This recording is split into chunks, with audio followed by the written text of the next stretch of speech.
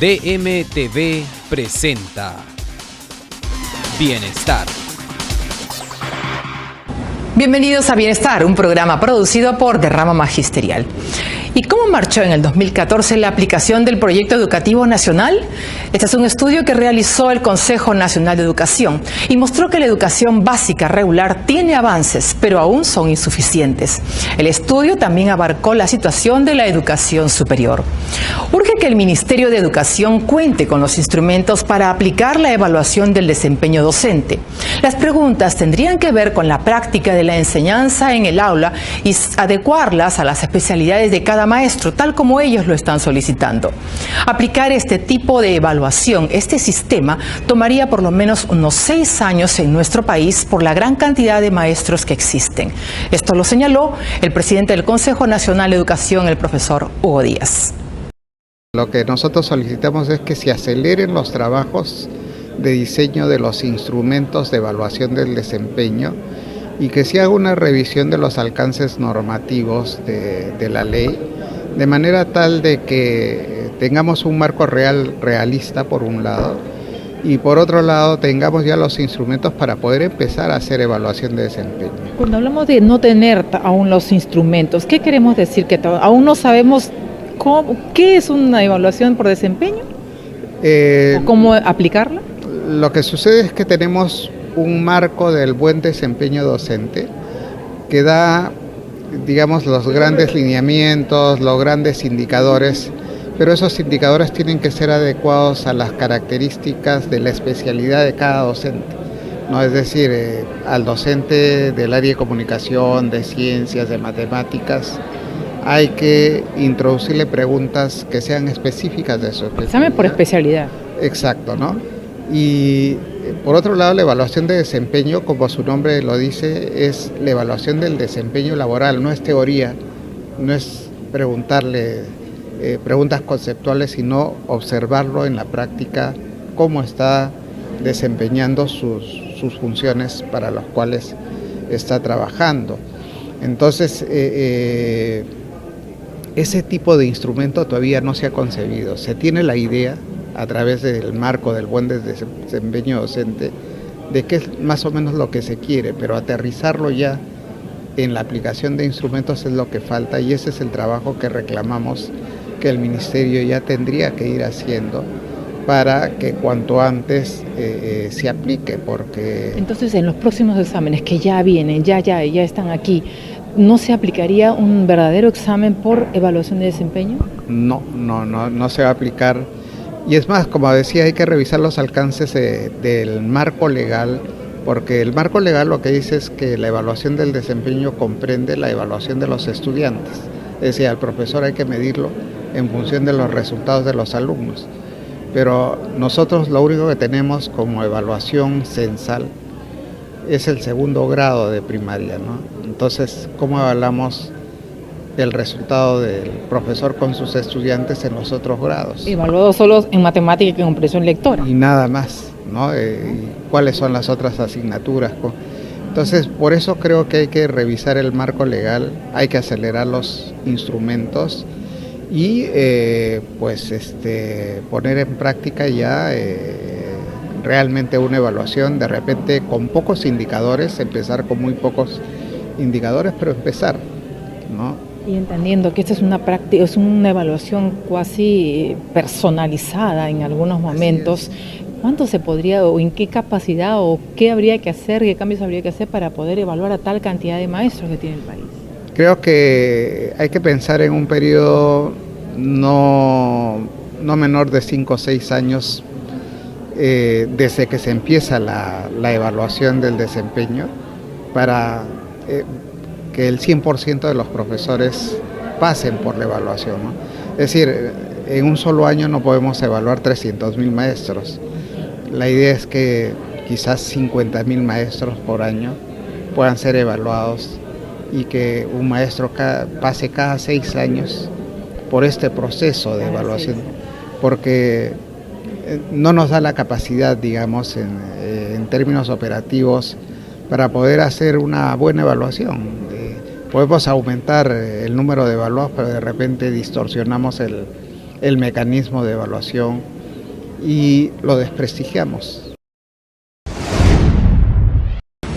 Y siguiendo con este tema, les contamos que el doctor Manuel Burga, integrante del Consejo Nacional de Educación, dijo que hay una paulatina adecuación a la ley universitaria. Precisó que está pendiente definir las condiciones básicas para autorizar el licenciamiento de las universidades y otorgar mayores recursos a las universidades públicas, manteniendo la tendencia de mayor inversión por alumno. Destacó también el doctor Burga la naturaleza intercultural de la formación académica que se imparte en las universidades. En este evento estuvo presente también el viceministro de Educación, Flavio Figalo. A la Universidad Cayetano Heredia, que creó su vicerrectorado de investigación. Luego, otras universidades crearon su vicerrectorado de investigación. Ahora, por ley, las demás, todas tienen un vicerrectorado de investigación. Pero muchas tienen desplegados sistemas para la mejora de la calidad y para, digamos, no solamente la mejora de la calidad, sino el cambio cultural en las instituciones universitarias. El hecho de aceptar la evaluación y la autoevaluación como parte de la cultura universitaria. Los docentes están acostumbrados fundamentalmente a evaluar a los alumnos, pero no que ellos sean evaluados. Y eso es lo que ahora se pretende hacer. Bueno, el segundo es el licenciamiento, que es definir las condiciones básicas para la autorización de universidades. Es el segundo punto importante. Digamos, a partir del 9 de julio del 2014, y al siguiente día que se publicó la ley en el peruano, entró en funcionamiento esta norma y el licenciamiento es el momento fundacional de cada universidad. Cada universidad tiene que licenciarse, ¿no? Cada universidad tiene que tener una autorización y en este momento se están haciendo las condiciones básicas de licenciamiento. Entonces ahí viene la parte fundamental. El licenciamiento se va a hacer cada 6 años como mínimo y todas las universidades tienen que pasar por el proceso de licenciamiento. Mantener la tendencia de mayor inversión por alumno y fortalecer las instituciones de educación superior. Bueno, creo que he tratado de llegar a recomendaciones y espero que estas recomendaciones el viceministro Figalo las evalúe y después le vamos a mandar las 15 restantes, que son también bastante importantes, pero están respaldadas por el Consejo Nacional de Educación. Derrama Magisterial organizó un importante encuentro de maestros e investigadores dedicados al estudio del tema educativo para conocer de cerca cuál es el verdadero panorama actual de nuestra educación pública.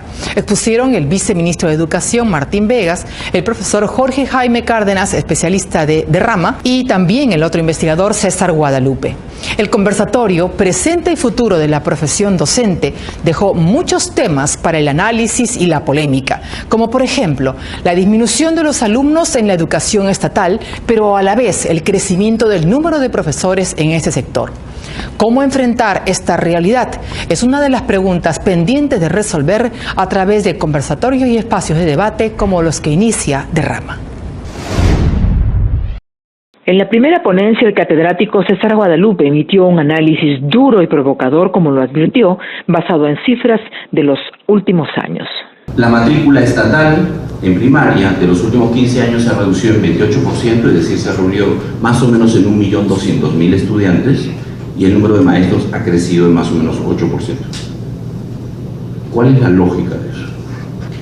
Voy a decirlo exageradamente para provocar, no es que yo crea lo que voy a decir, lo estoy haciendo intencionalmente para provocar. El propósito fundamental del sistema educativo ha sido dar empleo. Mal hecho, no educar niños. Y eso en algún momento tiene que cambiar. Una escuela pública es una escuela que garantiza el derecho de las personas a la educación. Una escuela estatal que no hace eso, no es una escuela pública. Es una escuela que está hoy día básicamente privatizada, porque sirve el interés privado, el interés particular de algunas personas, de algunas instituciones. En este primer conversatorio participaron el ex viceministro de Educación, Martín Vegas, y el especialista de DM Formación, el magíster Jorge Jaime Cárdenas. Los comentarios fueron inmediatos.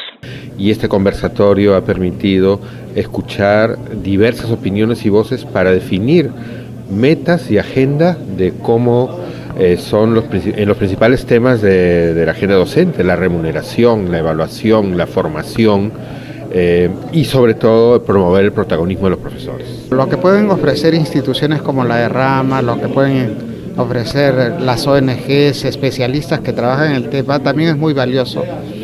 Y sobre todo que muchos de ellos están en el terreno y pueden escuchar las preocupaciones, las percepciones, las expectativas que tienen los profesores, y eso es fundamental para construir una política docente. El tema educativo, el tema de la carrera docente y otros temas que tienen que ver con el quehacer educativo es un tema de todos, no es un tema exclusivo del docente, y en buena hora que estos eventos nos estén dando la razón. Por eso nos parece importante que se continúe con la realización de estos eventos con participación de instituciones, de sindicatos que tienen que ver con el quehacer educativo. Necesitamos confluir ideas, diferentes planteamientos de varios especialistas que vienen de universidades, de la comunidad de investigación, del Consejo Nacional de Educación y, como no, también de la propia institución. Continuamos difundiendo la labor innovadora de los profesores peruanos. La maestra Marilú Loza Chicoma aplicó un novedoso enfoque para enseñar a leer y escribir a los alumnos del primer grado de primaria, desarrollando en ellos la conciencia fonológica. Hizo que los niños asocien los sonidos de las palabras para identificar a qué objeto representan. Así no tuvo necesidad de hacer dictados en clase ni representaciones gráficas. Este enfoque se puede seguir replicando en muchos colegios, afirma la profesora Loza. Este enfoque, que es el enfoque balanceado que es propuesto por la Universidad Cayetano Heredia en conjunto con USAID, ¿ya?, y Centro Andino, parte de varios componentes. Para aprender a leer y escribir se toma primero el desarrollo de la conciencia fonológica, que es que el niño sea consciente que la palabra tiene sonidos, fonemas y sílabas. También parte por una producción de texto real desde su nivel de escritura. Se piensa que el niño llega al primer grado sin leer y escribir, pero no, o sea, el niño llega al primer grado leyendo y escribiendo de acuerdo a su nivel. El nivel silábico, presilábico, silábico. Y es de ahí que nosotras como maestras tenemos que darnos ese punto de partida para empezar a desarrollar lo que es la escritura. El otro componente es la lectura de textos hacia los niños, lecturas continuas, cuentos, y lo otro es desarrollar las habilidades para la comprensión lectora.